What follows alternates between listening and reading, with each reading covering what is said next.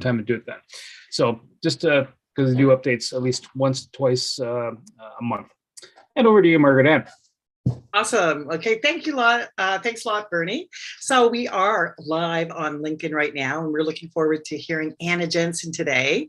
But before we get started, we'll take a couple minutes to introduce Connect Ottawa, and then everybody's going to have an opportunity to introduce themselves. So if you're watching on LinkedIn, this is a great opportunity for also to do some networking. Always come in, connect with somebody on the call that you find is like-minded and you'd like to get to know. Who knows where that awesome relationship will go. So Connect Ottawa was created a few years ago at the start of the pandemic. Just before that, my partner Bernie Franz-Grote and I got together and had a little drink and decided to go on this venture. So look at us over, I guess it's almost 2.5 years now, Bernie. Wow, that's crazy. So as a result of, we've got a new partner, Stéphane Metral, who looks after basically a lot of our technology. He's a wizard there. And we've been able to branch out across the universe and meet some really key individuals. So we know people in Ottawa. We're looking forward to creating new communities in other areas. And so it's a pleasure to have everybody here. And it's kind of cool with Anna because she's all the way over from Scotland. So it's pretty cool. So on that note, we're going to go around. We're going to give you all about 30 seconds to introduce yourself, who you are, what you do, or something you're looking for. I'm going to encourage you to put your information in the chat. LinkedIn is great because people can reach out and do that later.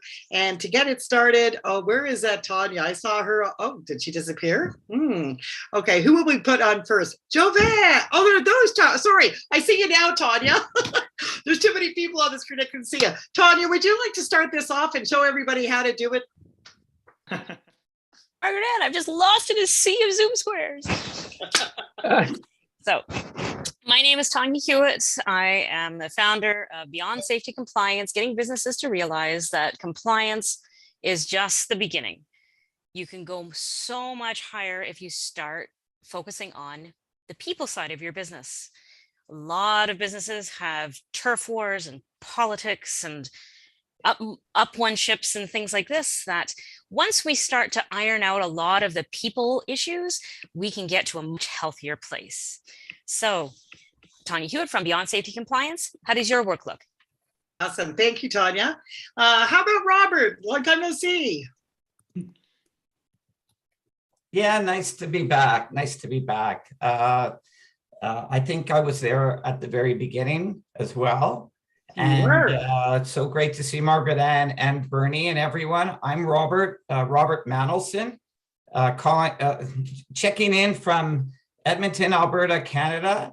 And I'm in the business of supporting leaders in the workplace who prioritize positive mental health at work conversations with their teams. But I use play-based experiences to get people comfortable talking about positive mental health at work. And my business is called Powerful Play Experiences, Positive Workplace Mental Health for Teams. And I'm happy to be here. Thanks, Robert. And how about Jovet? Hi, everyone. I'm Jovan from Elastalink. We've been providing technology services and products and kind of customizing for the businesses how we can improve and create something unique. Every business depends from technology, and we're kind of looking at the big picture to improve your business growth. Thanks, Jovan. Nice to see you again. And Jovan's one of our VIP, and Larry Trinworth. Yeah, so I'm Larry, and the best way I can describe what I do is if you're a founder or you've been a CEO yourself or you know that feeling when it feels like you're running through an obstacle course amidst chaos and your hair's on fire. I help CEOs and founders work through that and successfully navigate their scaling journey. So I work with mostly B2B technology companies to sustainably scale their businesses to achieve whole company alignment and feed that into a scaling model that is a 6-step or a 6-phase program for them. Thank you, Larry. And BJ, now do I call you BJ? I'm not sure. So there you go, BJ. Whoops. Thank you. I had to cough. Sorry. Hello, everyone. I am located in the States. I am in Iowa. And I do call myself a dinosaur because I've been around mostly in sales, marketing, coaching, public speaking, and training area for going on 55 years. I know I only look 30, don't I? Amazing.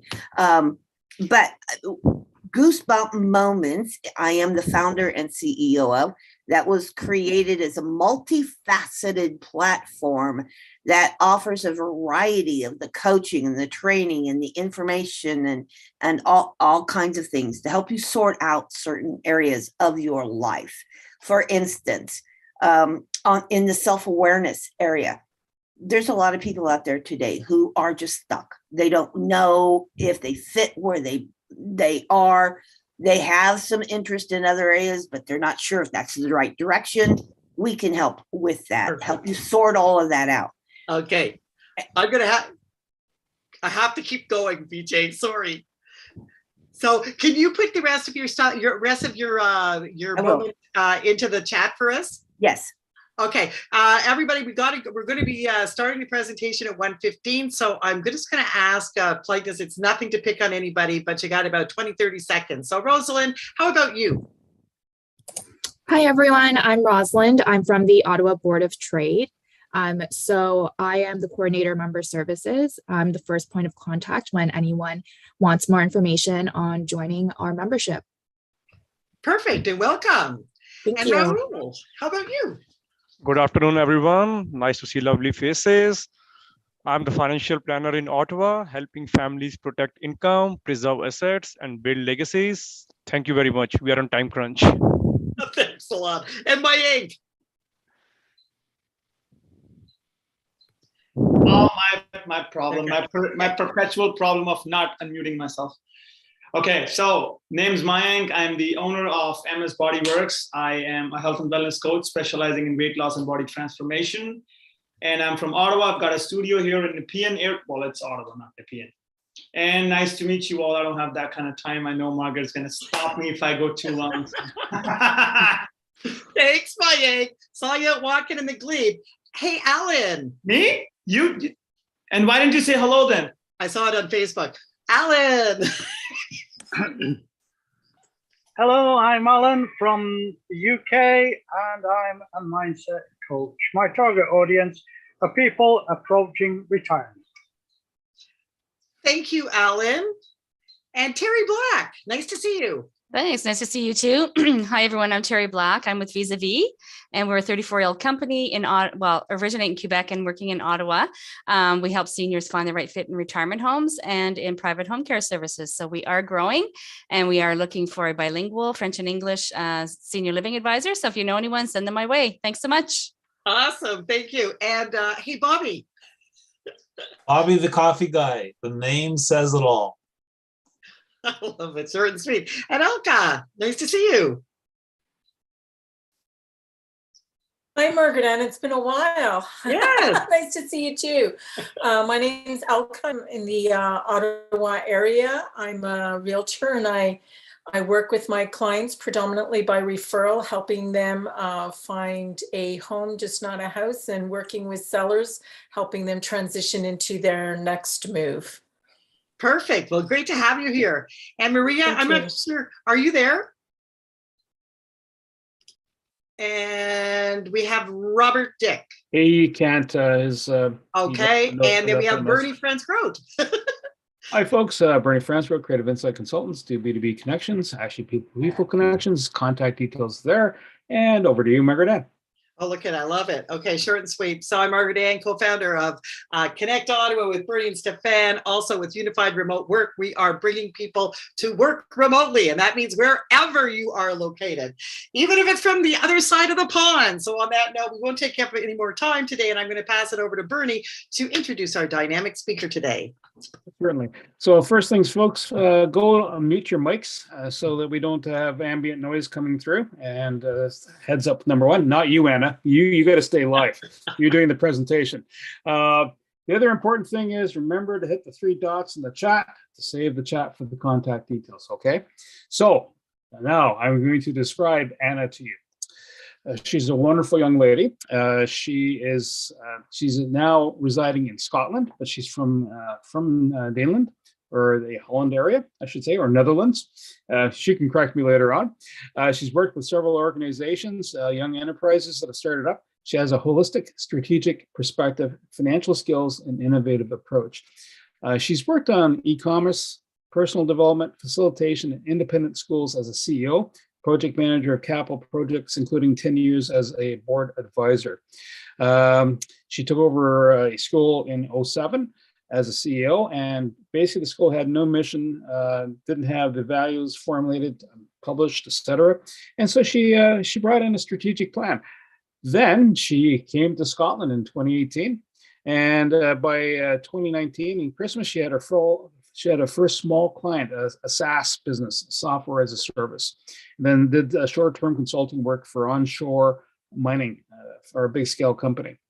And it goes on from there. I'm going to stop because Anna, you have a long pedigree, and I'm going to turn it over to you.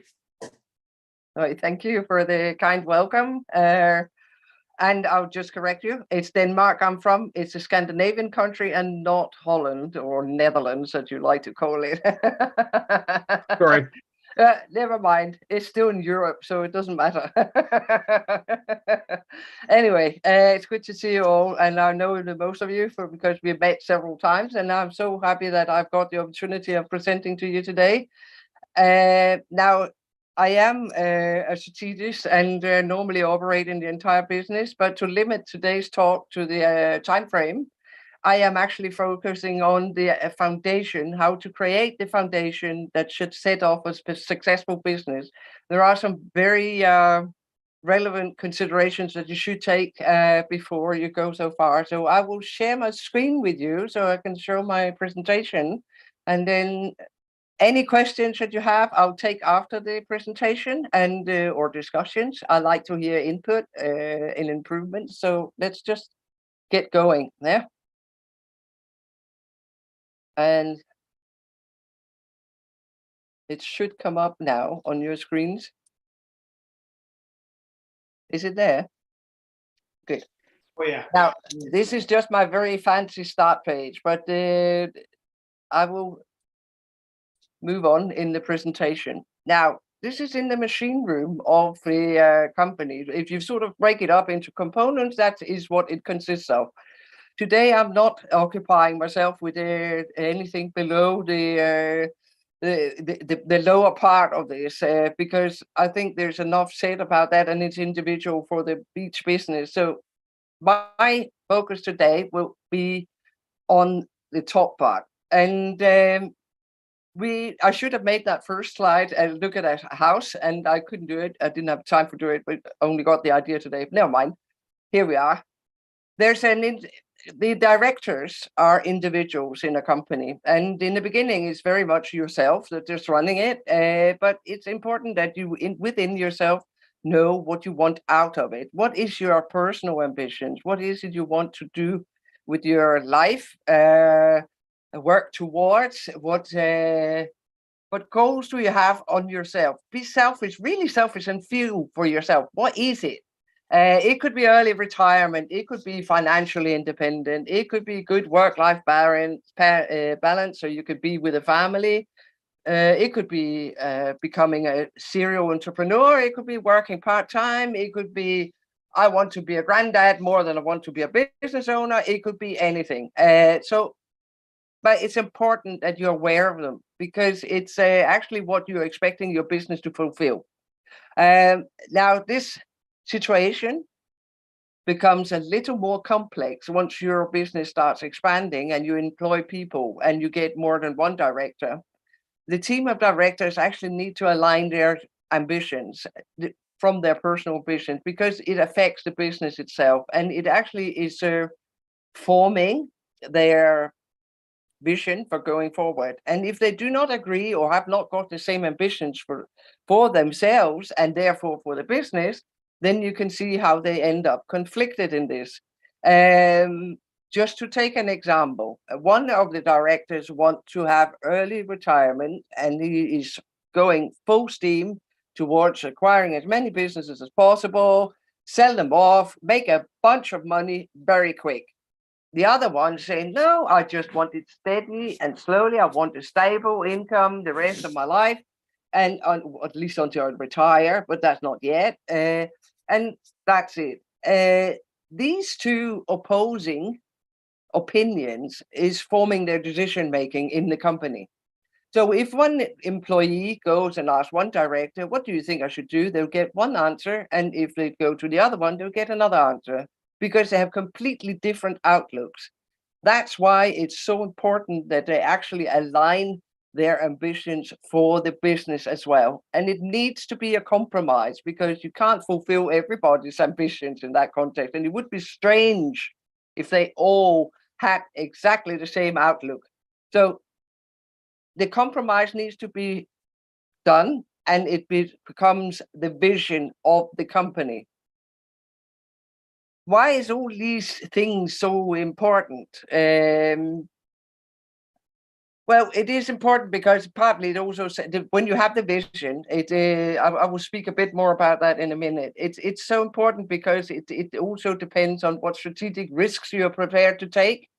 It is also depending on how you see growth be achieved. If it's through organic growth, where you get one client, two clients, and live of referrals, or you want to do a merger and acquisition, or you want to go even crazier by also starting to list the company. So it's or take on venture capital for growing a new line or whatever it is. But all these decisions involve certain levels of risk. And if one person is risk adverse and the other one is very much a risk taker, then they will not be agreeing on how to go forward. That's why these ambitions has to be agreed upon, because the vision that they end up setting down is actually also forming or going to be the foundation of their strategic approach, how to get in there. So to hit bullseye, they have to agree on this. Other things that they need to align is the company values. We all have our different values. We all have different expectations of what is right and wrong. Some of them are similar, but what we really want from people and the way we want them to react in different situations, we have different expectations too. Some people get very worked up fast, have a temper. Other people are calm as a sea, and then all of a sudden explode. There's an approach to other people and an openness. You go either collaborative or you work best on your own. You're open or a bit more closed, depending on your nature. But these things, the way you want, what you see is important of approaching and the attitudes and the behavior within your company is actually forming the culture that you see. And some people are very experimental. Other people say, well, no, I'll just go with what other people have done. They're more following. They're not starting new things up. And they maybe just, I'm trying to illustrate the differences that can arise within the different directors' mindset and the way or attitudes of behavior. And again, if they have different values and they are not coordinating these values and making them operational within the company, then it's going to be very difficult to actually set out the policies for the people, make a good working environment for collaboration, agree on the employees and the people's importance, how they should interact with each other, and how they should interact with the customers, how they should interact with other stakeholders to the company. So these values become very important and forms the culture when worked in over time. The vision, which was the opinion about where are we going, everybody likes to know where they're going. It influences their leadership. And it influences the decision making, as I showed an example earlier on, and it influences most importantly, the goal setting, because it also, I mean, obviously depending on the actual, what should we say, ambitions that they have. The mission and the purpose of the company is actually something that's specified in the vision. But I don't know if you remember the game Stratego, where you actually drew a card in the beginning and you ended up go and conquer the world or take this continent. It was a sort of, that's just to show what the mission is. The mission is not the products and services that you're selling. It's what you are about to achieve for your customers. So, for instance, a travel agency would never say, "Oh, we sell holidays." No, they would say, "We make dream comes true." Black & Decker, for instance, they sell lots of tools, and amongst that, drills. But what they sell is not drills; they sell holes. Just to show a couple of examples, it's not. And it's just one sentence. It's one sentence. And then you pin out a bit more how you're going about to achieve that mission and what you're going to do it. To stay in the comparison with a travel agency is if they want to achieve, make dream comes true, they will do that through providing the best possible holidays for everybody. Co-designed with the people, the family, the holiday of a lifetime, and they do that with partnering with all sorts of people that makes that possible, and that could be hotel chains, airlines, events organizers, whatever the occasion or the reason for them going somewhere, and they will stipulate these visions and their strategic partnerships in the vision.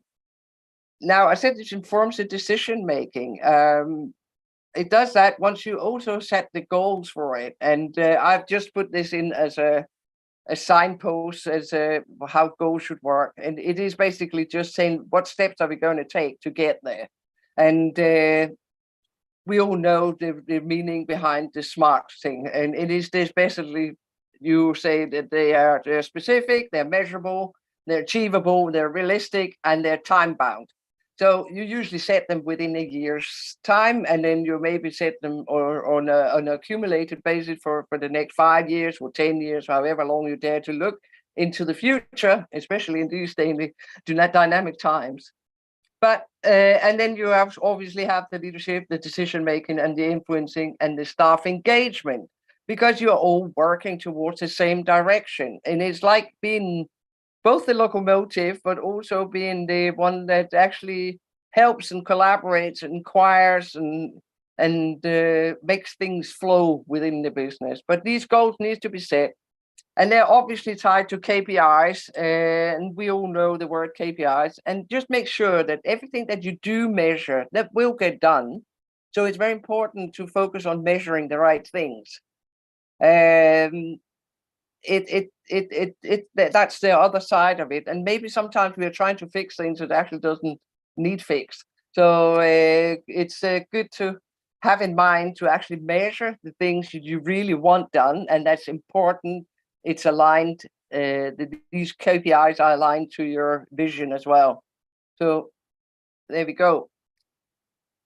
But today it's even more important. We've known a lot about the work environment is changing an awful lot. It's changing fast. It's changing a lot. People want more. They want to see companies as part of the community, take responsibility, put something back to society, to be responsible in environmental issues, human rights issues, social equity, social equality, all these very big areas that has been there for donkeys of years, but they're now become operational and a necessity to survive.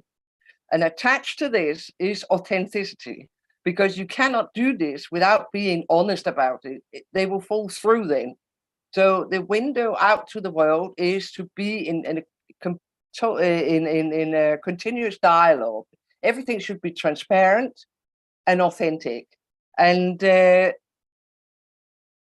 the vision sits in the middle, and you collaborate with the world around you. When you're in contact with all the world all the time, it goes for all your stakeholders. But imagine how quickly you get information about necessary changes within the company. You get feedback from your customers saying, oh, we would like this to be tweaked a bit, or is it possible to make such and such? That feedback goes straight into your company and you can act on it like this. Any politics that comes out of it, falls out of the hat, you can act on immediately. Suppliers that says, oh, we know we are going to have some changes, or we have additional projects and matches your requirements. They are also able to give you that feedback, or they can even give you, say, you need to order more this week because we know we're going to have a break because of a new machine to set up, whatever. But these collaborations and dynamic changes happens all the time, gets fed directly into the company because of the communication system. And they all work towards the vision, which both the customers and the suppliers and the employees in the company all are engaged around achieving, because we are measuring the right things, we are honoring the right things, and we are daring to experiment a little bit with new solutions. We're not experimenting in the whole business, but we are experimenting in small areas to become better all the time. We are listening to our employees that comes with suggestions about how to improve. All areas gets fed in, and everybody is informed and in continuous communication all the time. I think we have a lot to learn yet about how to actually act as a community, but basically it means that we all have our functions, and these functions are very appreciative because we are all needed at all levels. Nothing can be done without any one of us. So the fact that we all have a function also means that we get an inherent responsibility of fulfilling our functions. So instead of empowering, it's an actual inherent part of any job that you have a certain power within your area to act for the business towards the vision. So there's a lot of the older management, excuse me, the old management approaches that will actually disappear into more dynamic settings. And technology is a wonderful helper in that context. And that's it, my friends. I would like to debate this presentation. I'll stop sharing. And I'm ready for any feedback. You're very quiet, all of you. It sounds almost like you're only speaking to yourself. That's because we're all on mute. We're told to be quiet. I know. Okay, anyway. Great job, Ed. I can see you coaching a team very effectively. That's it was good. I was doing a lot of food for thinking there. Anybody have any comments or questions there for? Oh, where did Anna go? Oh, there she is. Okay, sorry. Oh, Jovan. Jovan has a question. Hi, Anna. Great presentation. Thank you. That was good. So it's really interesting observation. I think that what you mentioned about not having alignment, especially if directors or partners, that also could cause eventually breaking up the partnership. It can affect more drastically company, and especially if this is not communicated at the start, directions are confusing for the rest of the team, which also slows down the execution of the whole company. So really good points. I don't think that there is awareness of let's have alignment and have a communication ahead of time between the partners and the directors, which should be really encouraged. I also noticed that goals can change over time, so how you deal with that situation. I mean, I might have one objective for exit, but after a few years I might want a different goal. So I think that's another part that needs to be taken in account. And the last piece I wanted to mention that often when you set a goals, you have a goal to exit or you have a goal for steady income, but often you don't know actually if that's achievable. So you have kind of a dream goal, thinking that it's right, but not really enough analytics and testing to see, can you exit? Is the company that you have possible to exit or not? Or is it, is there competition coming up, or your services becoming commodity that cannot achieve steady income over the years? But they think it will happen by itself just because of their will, not about market reality. So these are the few comments that I thought to share. Yeah, no, I agree with you in your considerations, but it's also some businesses have a natural lifeline. They're there and then they are finished. So the exit strategy is basically maybe, well, once the market is sated, we can't do no more. That's it. But it's all depending. But very good thoughts you have there. Yeah, and I agree with you. Thank you. And we'll move across to Mayank. Yeah, I just want to say that, like, you start with something in a year, you start doing something else. The business changes. You start with one concept, and over the time it changes, and after a year you're doing a totally different thing. So I totally agree with Jovan on that you start something and it just changes. But also, yes, you have to have clarity on what you're going to do in 4 months, how you're going to scale. So that's very true. You want to get venture loan, or you want to raise capital, you want to go to the investor, or you want to just be yourself, where you don't trust anybody else to do the same job that you're doing or deliver the same quality service. So that's something that you have to consider, like, beforehand to make the next step. So I totally agree, and it was a great presentation. Like, Anna, it was perfect. I mean, you need to have some clarity. You cannot go to Toronto without putting on GPS. Perfect. Want to comment, Anna? No, just thank you. It's true, but you would be amazed how many small businesses, particularly small businesses, that really don't have that clarity. They start a business because they're passionate about something, and they're really good at it as well, but they end up as employees in their own business and don't get that overall picture made, and have these thoughts or discussions with somebody that knows or can help you to have this discussion, even with themselves, because this is often what I facilitate with business owners, that is actually have this discussion, because you sometimes just need somebody else to ask these questions that keeps digging down a bit further, because it's very quick to write a sentence, but is it really what you mean? Is it, I read it as this, is that what you understand? No. And so on. The debate goes on and on until you arrive at the core of what matters. And that's a process in itself. So yeah, but it's true. It is very important to know where you're going and how you want to go about it. Kind of like, is it kind of like having a family? You're the first time parent, and you haven't bought that book on how to. And nowadays we have all the information at our fingertips, so you don't have to do it alone, right, Anna? Exactly. Larry, how about you? Well, so I was thrilled when you started to talk about alignment, because that's a message that I try to deliver to a lot of companies that I work with. And you're right in the extent that there really isn't a lot of it. But where I have focused is on the business alignment side of the equation. So cross-functional dependencies, cross-functional communication between all of the different operating components of a business.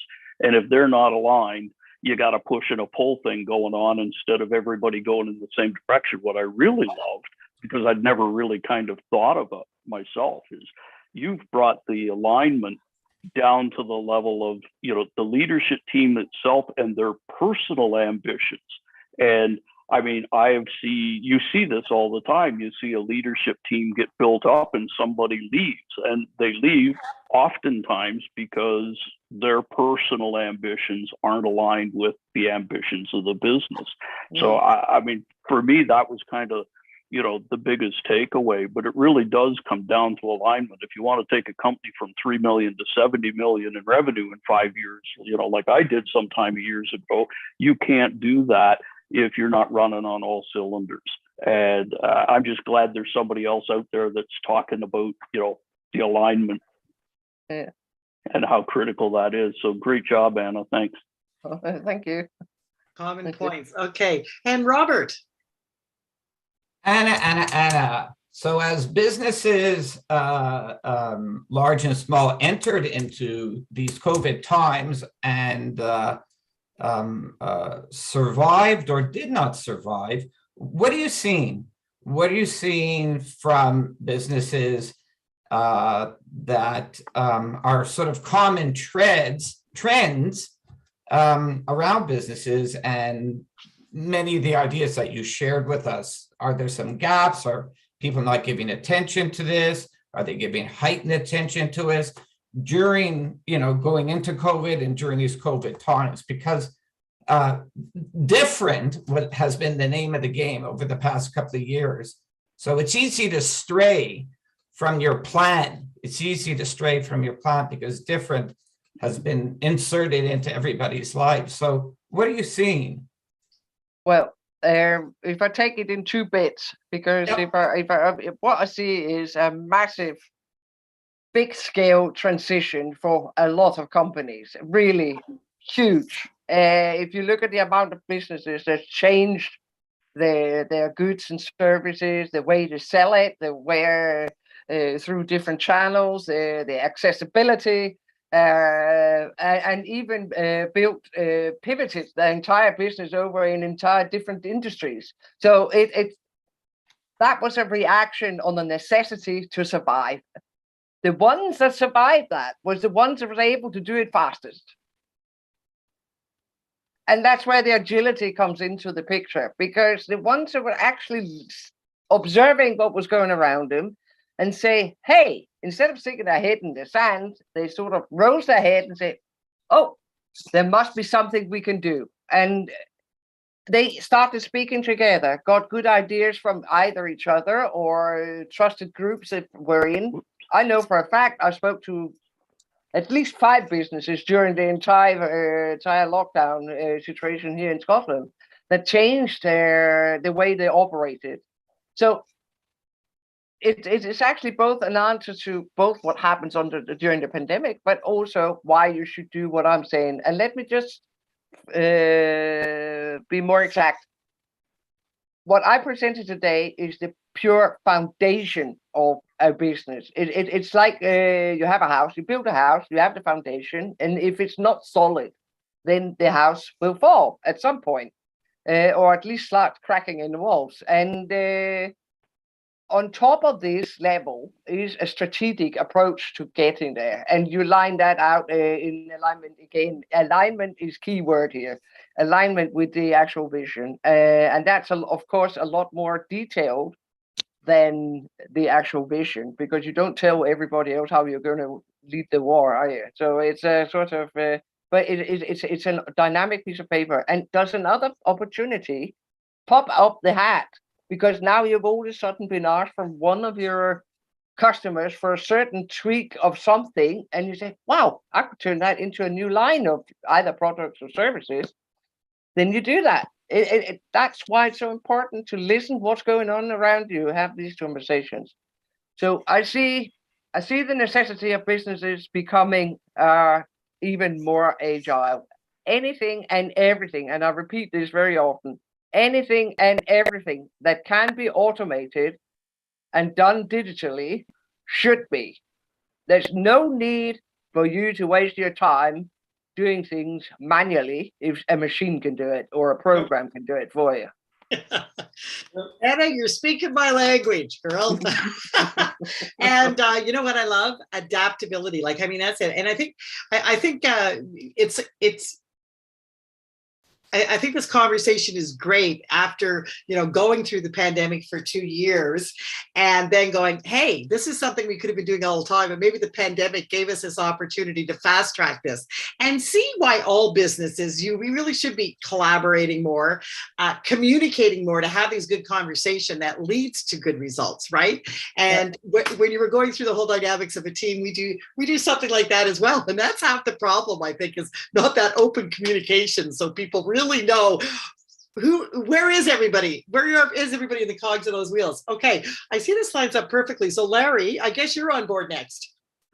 Yeah, so I just wanted to pick up on the comment that Anna made about the ones that sort of adjusted, pivoted, did whatever they had to do and did it quickest are the ones that survived.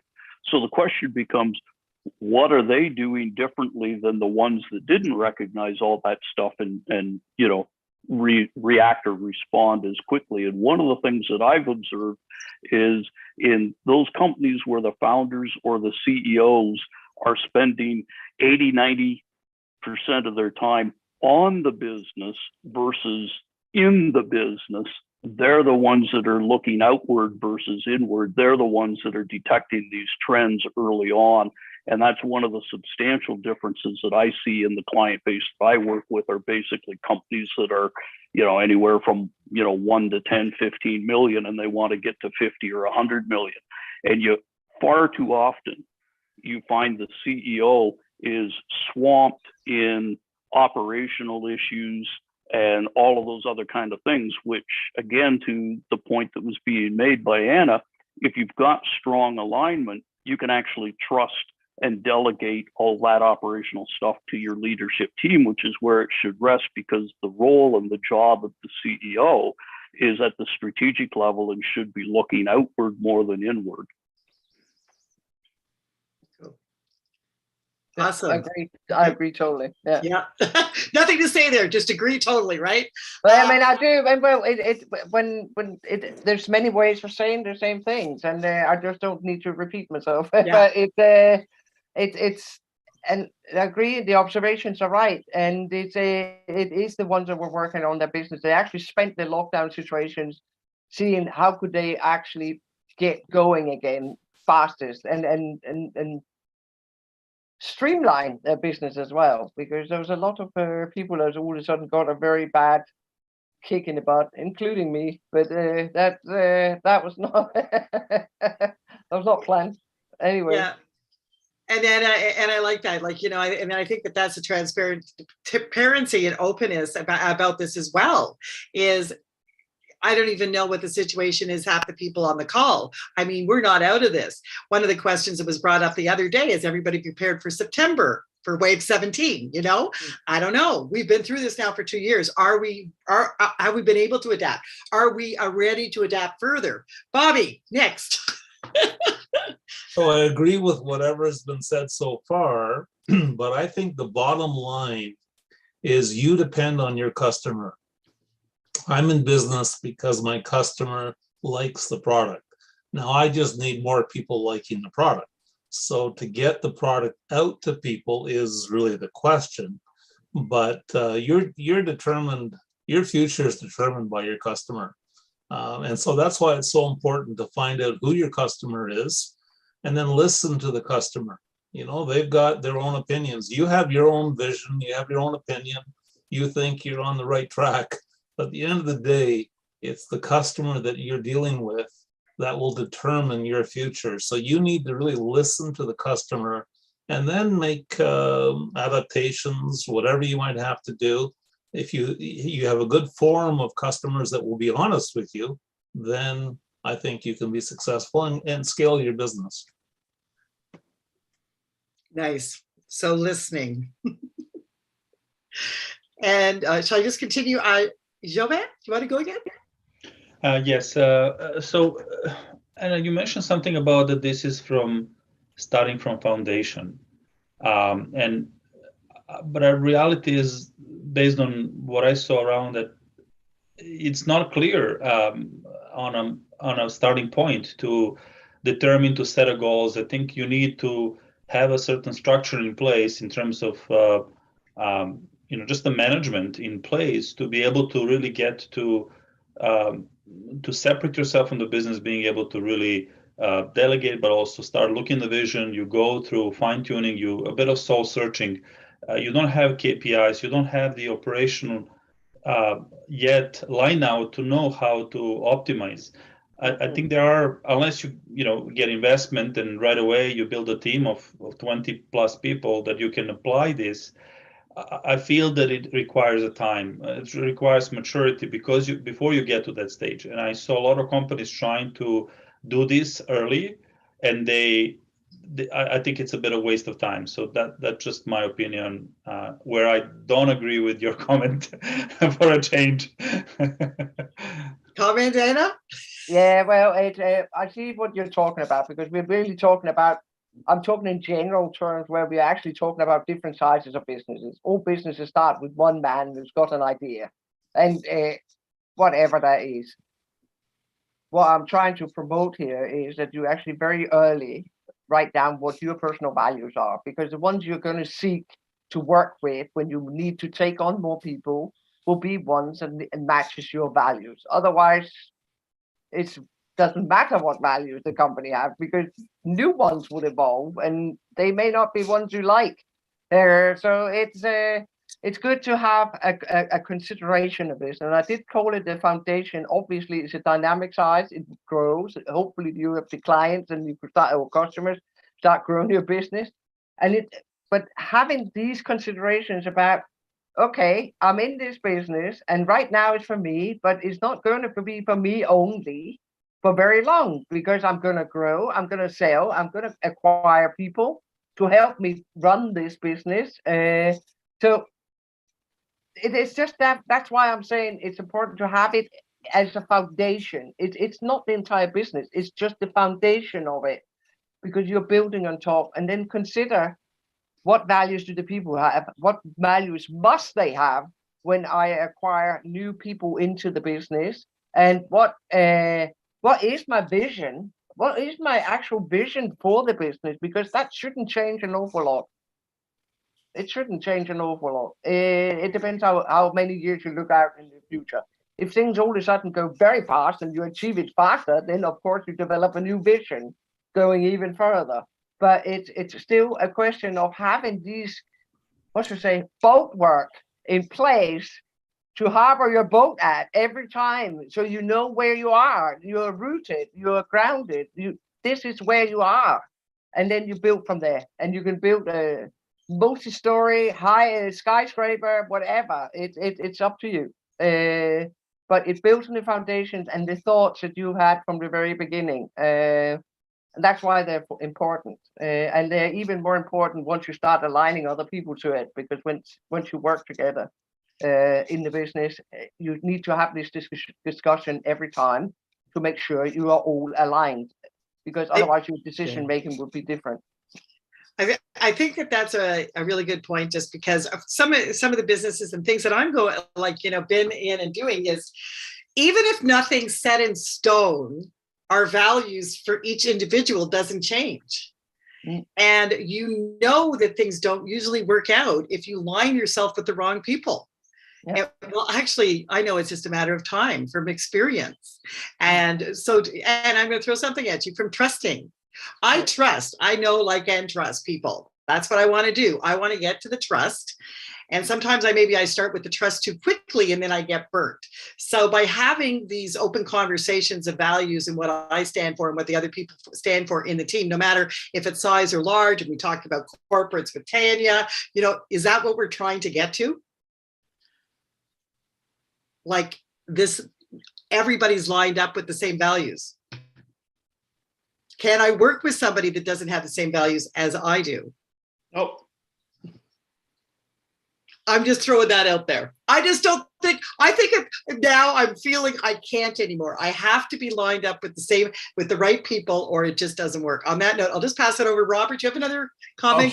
Okay, so I could build on that a little bit with Margaret Ann saying she wants to work with people who share the same values. Anna, I'm going to make a generalization here. I'm going to switch it a little bit, because I see people here who are very planned and organized people. They love a plan, and they love data, and they love information. And I am so not that guy. I am the organic guy who will make things up as we go along. So I'm always looking for people who are very organic and can make things up as we go along. Have you worked with personality types like myself, and have you give them a big kick in the ass to get moving? Well, yes to both. Well, no, actually, I have many strings in my bow. I should maybe quickly explain my background is a teacher. I am actually a fully qualified teacher, so I've worked with a lot of different people, and huge amount of people. So I have taught myself to work with all kinds of people. So, but there's still a foundation of values that I do expect. Honesty is for me a must thing. If people lie to me, they're out of my world. It's not, doesn't work. So there is a core of my values that I do not compromise. But working ways and ways of doing things can be inspirational for some parts. But I will say you won't get very far very fast if you don't structure some of it, because it doesn't get done. Everybody's busy getting good idea. So you need to pin it down on a roadmap. Otherwise, forget it, because you're going to go off in all directions as well. Perfect. Okay. You know what, Anna, I love it. I'm so we're gonna have to wrap this up. It's 1:56 right now. I like that. I saw Tan, you put, I heard that values are the limits to diversity, which I thought was an interesting comment. I'm just going to, because I'm the host, I can do this. I could actually I agree with that, but I believe that the values of trust, the integrity, to certain things, those are the key, those are the foundation for me, and then we can build on it. So I want to open, I think we all want to open up our minds so we have different people on the team, different cultures, different whatever. That's what makes things beautiful in the world. Like, knowing that we're not the only one, but it's this could be a topic for another hour. Bert, I'm going to pass it over in just a second, Anna. But we're going to come back to you, and I want you to leave us with the top 3 things you want people to take from this. But Bernie, first, would you like to share what's happening next week? Oh, you're on mute, Bern. I'm on mute. That's what's happening. So one thing to share right off the bat is save the chat, the 3 little dots, right? So open up the chat, save it, because it's important. 5 minutes after the air, you're going to see a survey coming at you, and just to say, tell us how we did. Next week, we have AI note-taking and sentiments by Faude Mia and Justin Hacker, and that's the Blue Cap character, and they're doing the chat next week. And also this Thursday, we have a mastermind. The promo code is 2002 gold, all uppercase, all one string. You'll see that in the chat. And over to you, Margaret Ann. Perfect. And as Bernie was mentioned, I'm just going to give a little bit more about Thursday. It's our call for Connect Ottawa from 12 to 1. We invite you to join our community. We call that our VIP members, the tribe.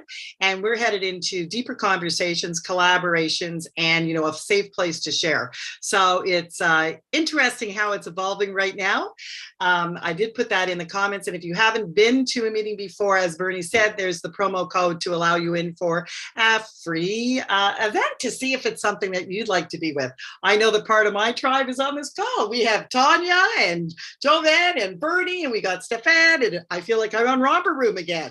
So on that note, for those that weren't here earlier, I'm going to pass it back to Anna. I thank everybody for joining us today. I love this conversation. But Anna, what's the top 3 takeaways you'd like to leave us with? Well, first one is think about the values that you have. What is your inner core values that you will not accept being compromised? Live by them and know they're there. The second one is remember to create the foundation for your business where you have all your ambitions, your personal ones, outlived in the business, because you're expecting your business to actually deliver them. And then align your thinking with onboarded personnel, whether it's other managers or employees, it doesn't matter, but align your thinking and go and build your business. And I wish you all help. The best of luck with it. Thank you so much, Anna. It was a great presentation. So glad you were able to join us because you have been around for many of our meetings the last couple of years. So it was great to have you be able to share with us. So again, we invite everybody back on Thursday. If you'd like to check us out, if you haven't been for a while, we'll still send you a complimentary link to come in and check it out. And otherwise, see you next Tuesday and wish you all the best this week. Take care. Bye. Thanks, Margaret Ann.